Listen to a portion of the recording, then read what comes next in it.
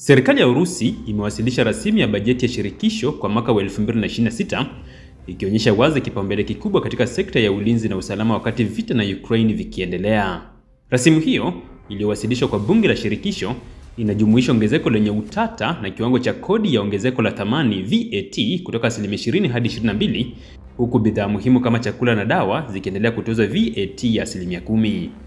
Ongezeko hii imeibua hisia mseto miongoni mwa wananchi kwa kuwa serikali hapo awali iliahidi kutoongeza viwango vya kodi.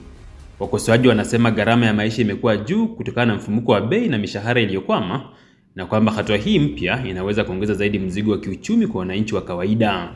Makadirio ya serikali yanaonyesha uchumi wa Urusi unatarajiwa kupungua kasi, huku ukuaji wa pato la taifa GDP ukitarajiwa kufikia 1.3% pekee mnamo mwaka 2026, pamoja na kuendelea kwa nakisi ya bajeti. Maafisa wa serikali wanasema hatua hizi ni muhimu ili kutimiza wajibu wa kifedha kwa sekta ya ulinzi na majukumu ya kijamii, lakini wachambuzi huru wanadokeza kuwa uchumi wa Urusi bado unaonyesha uimara, hasa kutokana na mwelekeo wa kuuza nishati zaidi ya sia kufidia soko la Ulaya.